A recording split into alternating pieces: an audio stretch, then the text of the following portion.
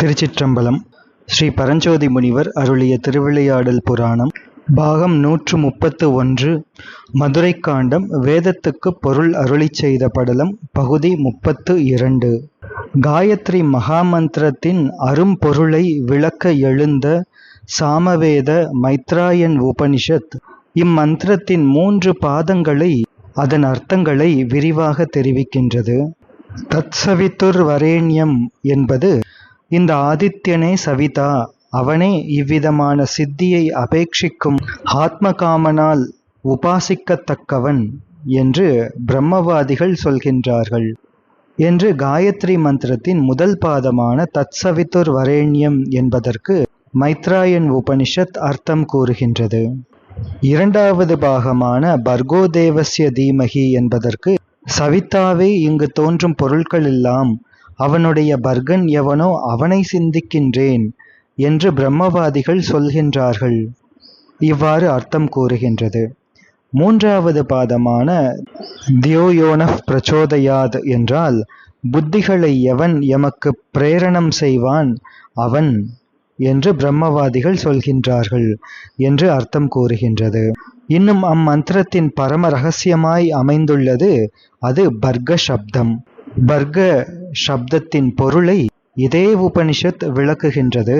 இனி பர்கன் என்பான் எவன் இந்த ஆதித்யனிடத்தும் கண்ணின் கருவெளியிடத்தும் உள்ளவன், பர்கன் என்ற பெயர் உடையவன், சம்ஹரிக்கும் தொழிலால் பர்கன், இவன் ருத்ரன் என்று பிரம்மவாதிகள் சொல்கின்றார்கள் என்று பர்க சப்தத்திற்கு அர்த்தம் கூறுகின்றது.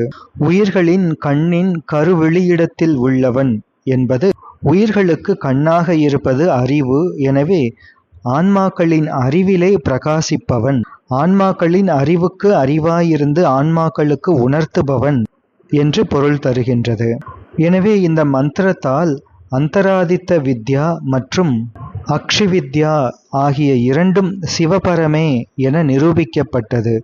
இவ்விரு வித்யிலும் பிரதிபாதிக்கப்பட்ட பரமபுருஷரே காயத்ரி மகாமந்திரத்தின் கண் பர்கன் என்னும் சொல்லால் குறிப்பிடப்படுகின்றார் என்று உணர்த்த பர்கன் என பெயருடையான் என்று இடுகுறி பெயரால் ஸ்ருதி நிச்சயிக்கின்றது. இனி அதன் காரணப் பொருளையும் ஸ்ருதி அக்ஷர பிரிவு செய்து விளக்குகின்றது. பர்கன் என்ற சப்தத்தில் ப என்பது உலகங்களை விளக்கி நிற்போன் என்றும், ர என்பது எல்லா உயிர்க்கும் பிரீத்தி விளைவிப்போன் என்றும், க என்பது எல்லா உயிர்களுக்கும் சம்ஹார காலத்தில் அடைக்கலமாயிருப்பவன், எல்லா உயிர்களும் சம்ஹார காலத்தில் இவனை அடைகின்றன, மீளவும் சிருஷ்டி காலத்தில் வெளிப்படுகின்றன, ஆதலில் பர்கன் எனப்படுகின்றான் என்று பர்க சப்தத்தில் உள்ள ஒவ்வொரு அக்ஷரத்திற்கும் விளக்கத்தை கூறுகின்றது இந்த உபனிஷத். இவ்வாறு காயத்ரி மந்திரத்தின் 3 பாதங்களுக்கும் அதிலும் மிகச் சிறப்பாக காயத்ரி மந்திரத்தில் உள்ள பர்க சப்தத்திற்கும் இவ்வாறு விரிவாக விளக்கம் கூறுகின்றது இந்த உபனிஷத். அதோடு அந்த விளக்கத்தை எப்படி கூறுகின்றது என்றால், இவ்வாறெல்லாம் பிரம்மவாதிகள் இதற்கு அர்த்தம் சொல்வார்கள் என்று கூறுகின்றது. பிரம்மவாதிகள் என்பவர்கள் வேதங்களை முற்றிலுமாக கசடர கற்றுணர்ந்த மேதாவியர்கள். அவர்களே இவ்வாறு உண்மை பொருளை தெளிந்து ஓதினார்கள் என்று கூறுகின்றது. எனவே ஓம்கார வாச்சிய பொருளாய் உள்ளவர் எவரோ அவரே உயர் காயத்ரியின் ஒப்பில்லா பொருளான உமையொரு பாகர் எனவும், தன் மதிசூடிய தனிமுதல் கடவுள் எனவும், கைகூப்பி அறியாத கண்ணுதல் பெருமான் எனவும் பசுமரத்து ஆணி போல இங்கே நாட்டப்படுகின்றது. எனவே காயத்ரி மந்திரம் பிரணவத்திலும், பிரணவம் பராசக்தி இடத்திலும், பராசக்தி பரபிரம்மமான சிவபெருமானிடத்தும் ஒடுங்கும். அதே போன்று மீளவும் உற்பத்தி கிரமமும் இவ்வாறே அமையும் என்று இங்கே காட்டப்படுகின்றது. எனவே பிரணவத்தின் பொருளாயிருப்பவரே காயத்ரிக்கும் பொருளாக இருப்பவர் என்று கூறப்பட்டு, இனி இதிலிருந்து பிறக்கின்ற வேதங்களுக்கும் பொருளாயிருப்பவர் அவரே உரைக்கப்படுகின்றது. அவரே காயத்ரி மந்திர பொருளாக இருப்பவர். இதனை கஞ்சனூரிலே அவதாரம் செய்த ஸ்ரீ ஹரதத்த சிவாச்சாரியார் பழுக்க காய்ச்சிய இரும்பு நாற்காலியில் அமர்ந்து ஸ்லோக பஞ்சக விஷயம் என்று சிவ பரத்துவ நிரூபணம் செய்யும் பொழுது 22 ஹேதுக்களோடு சிவபரத்துவத்தை சாதித்தார் ஸ்ரீ ஹரதத்த சிவாச்சாரியார். அதிலே அந்த 22 ஹேதுக்களிலே முதல் ஹேது காயத்ரி வல்லபத்வாத் என்பது. தமிழில் இதன் அர்த்தம் உயர் காயத்ரிக்கு உரிப்பொருள் ஆகலின் என்பது. இந்த வடமொழியில் அருளப்பட்ட ஸ்லோக பஞ்சக விஷயம் என்பதனை தமிழிலே ஸ்ரீமத் மாதவ சிவஞான சுவாமிகள் அருளியிருக்கின்றார்கள். காயத்ரி வல்லபத்வாத் உயர் காயத்ரிக்கு பொருள் ஆகலின் என்பதன் பொருள் மந்திரங்களுக்குள் மேலான காயத்ரி மந்திரத்துக்குச் சொந்தமான அர்த்தமாய் விளங்குகின்றார். சூரியனிடத்தில் ஒரு தேவன் இருக்கின்றான். அவன் பெயர் பர்கன். அப்பர்கதேவனை நாம் தியானிக்க வேண்டும் என்பது காயத்ரி மந்திரத்தின் கருத்து. காயத்ரியின் உபாசிய பொருள் பர்கனே ஆகும் என்பது இதன் அர்த்தம்.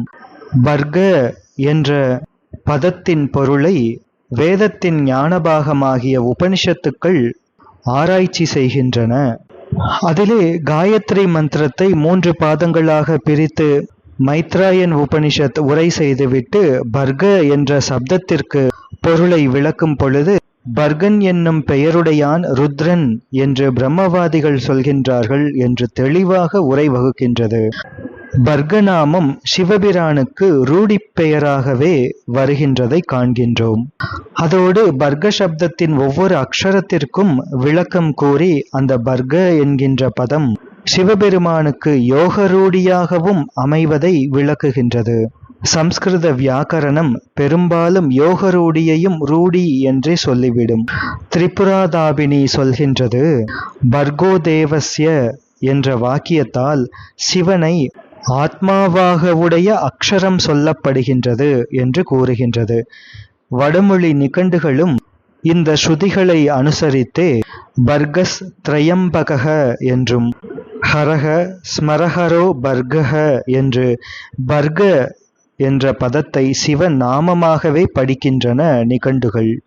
பங்கஜம் என்பதை யோகப் பெயர் அளவில் வைத்து கொண்டால் அது தாமரையையும் சேற்றில் முளைத்த மற்ற செடிகளையும் காட்டி விளக்கும். ஆனால் அதனை ரூடிப் பெயராக வைத்து கொண்டால் அது தாமரையை மட்டுமே காட்டும். எனவே யோகப் பெயரை விட ரூடிப் பெயரே தன் பொருளை உள்ளபடி காட்ட வல்லது. மீமாம்சகரும் அதனால்தான் யோகத்தினும் ரூடியே வலிமை உடையது என்று கொண்டனர். அப்படியே காயத்ரி மாதாவும் யோகப் பெயர்களை தாங்காமல் சிவபெருமானே அவ்வஸ்து என்று நன்றாக விளங்கும்படி அப்பெருமானுக்கே ரூடியாகிய பர்கநாமத்தை தன்னிடம் தாங்கி தன் பதிவிரத்தியத்தை காத்துக்கொள்பவளாய் இருக்கின்றாள். பிருகதாரண்யம் கூறுகின்றது, எவனுக்கு ஆதித்யன் சரீரம், எவன் ஆதித்யனுக்கு உள்ளிருந்து அவனை இயக்குகின்றான், அவனே ஆத்மாவின் அந்தர்யாமி அமிர்தன் என்று கூறுகின்றது. முண்டக உபனிஷத் கூறுகின்றது, பாபஹீனர்கள் சூரிய தேஜோ மார்க்கத்தால் அமிர்தனும் அவ்யயனும் ஆன புருஷன் இருக்கும் இடத்தை அடைவார்கள் என்றும் கூறி ஆதித்யனுக்கு உள் இருப்பவனை அமிர்தன் புருஷன் என்று அழைக்கின்றன. ஜாபாலா உபனிஷத் கூறுகின்றது, சதருத்ரியத்தில் அடங்கிய பெயர்கள் அமிர்தனுடைய நாமதேயங்கள் என்று கூறுகின்றது. கௌஷிதகி பிராமணம் கூறுகின்றது, அமிர்தத்தன்மையை அளிப்பவன் ஈசானன் என்றும். தைத்திரியோபனிஷத் அமிர்தோ ஹிரண்மயக அமிர்தனாவான் பொன்வண்ணன் என்று கூறுகின்றது. நாரத பரிவ்ராஜகம் அவ்யயனும் புருஷோத்தமனும் ஆன சர்வேஸ்வரனே என்று கூறுகின்றது. இன்னும் பாசுபத பிரம்மம் கூறுகின்றது, ஆதித்ய அந்தர்யாமியாகிய ஜோதி ஹம்சஸ்வரூபம் என்று கூறி ஹம்சமாவான் ருத்ரனே, ஹம்ச ஏவ பரோ ருத்ரோ என்றும் ஹம்ச ஏவ மகேஸ்வரக, ஹம்சமாவான் மகேஸ்வரன் என்றும் விளக்குகின்றது. எனவே ஆதித்யனிடத்தில் இருக்கும் அந்தர்ஜோதி சிவபெருமான் ஆதல் இங்கே வெளிப்படையாக காட்டப்படுகின்றன. மேலும் ஆதித்யன் சிவபிரானது அஷ்டமூர்த்தங்களுள் ஒன்று. அதில் சிவபெருமான் உக்ரன் என்னும் பெயரால் விளங்குகின்றார். சூரியஸ்யோ உக்ரஹ என்பது வேதம். அருக்கனாவான் அரண் உரு அல்லனோ என்பது தேவாரம். ஆதித்யனுக்கு அந்தர்யாமியாக இருப்பவர் பொன்வண்ணர் என்பதை சூரிய மண்டலத்தின் அதிதெய்வமாகிய ஆதித்யனுக்கு அந்தர்யாமி ஹிரண்மய புருஷர் என்று நிருசிம்ம பூர்வதாபினி கூறுகின்றது. இதேபோன்று ஹிரண்மயம் பொன்வண்ணம் என்பது பல உபனிஷத்துகளிலே கூறப்படுகின்றது. கைவல்யம் சிவபெருமானது திருவாக்காகவே கூறுகின்றது. அகமீஷோ ஹிரண்மயோகம், ஈசனும் நானே பொன்வண்ணனும் நானே என்று சிவபெருமானது திருவாக்காகவே கூறுகின்றது.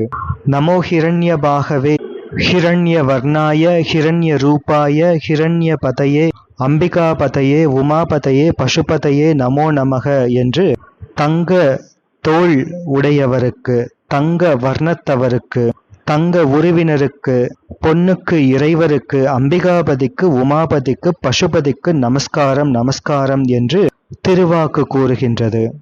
பஸ்மஜாபாலமும் பொற்றோழரும் பொன் உருவினரும் பொன்வண்ணரும் பொன்னிதியும் இரண்டு அற்றவரும் என்பது அத்வைதம் என்பதை குறிக்கின்றது.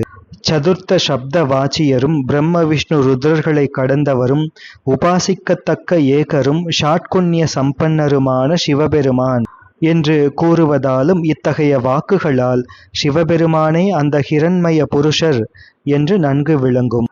எனவே ஆதித்யருக்கு அந்தர்யாமியாக இருக்கின்ற ஹிரண்மய புருஷர் என்பது சிவபெருமானே என்பதால் வர்க்க சப்தம் ஆதித்யனுக்கு அந்தர்யாமியாய் இருக்கின்ற சிவபெருமானை குறிக்கின்றது.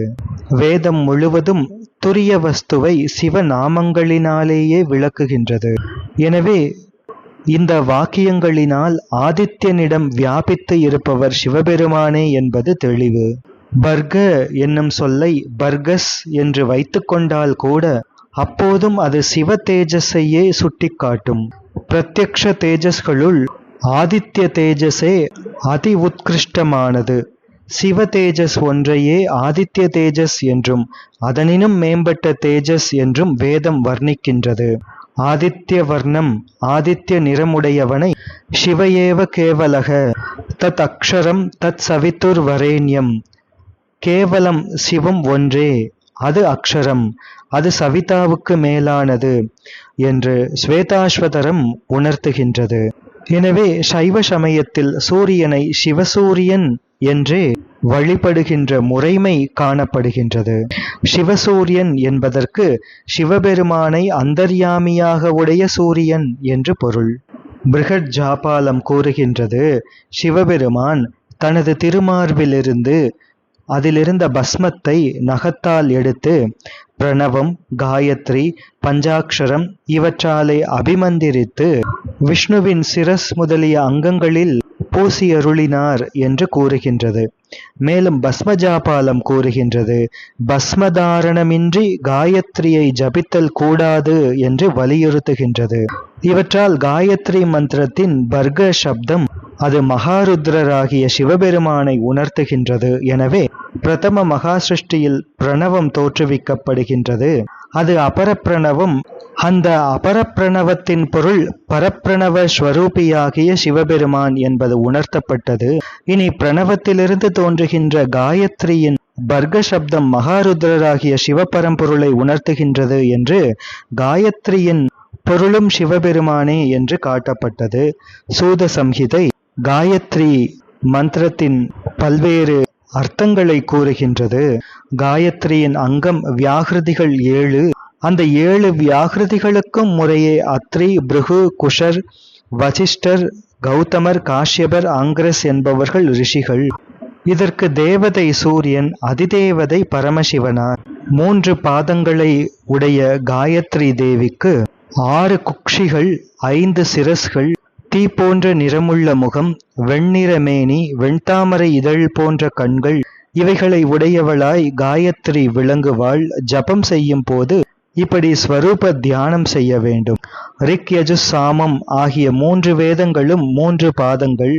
காயத்ரி தேவிக்கு 6 வயிறுகள் என்று கூறப்பட்டது. அதில் கிழக்கு திசை முதலாவது வயிறு, தக்ஷிணம் என்கின்ற தெற்கு திசை 2ஆம் வயிறு, மேற்கு திசை 3வது வயிறு, வடதிசை 4வது வயிறு, ஊர்த்துவம் 5வது வயிறு, பாதாளம் 6வது வயிறு.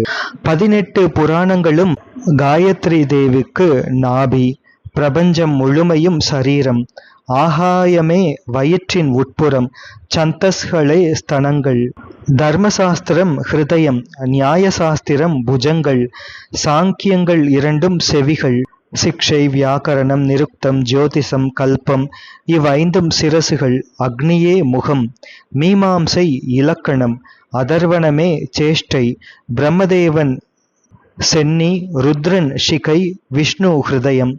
இப்படிப்பட்ட காயத்ரி ஸ்தூலமாகும். வேதாந்த சாஸ்திரம் சூக்ஷ்ம சரீரமாகும். சிவபெருமானே காயத்ரிக்கு அந்தர்யாமி.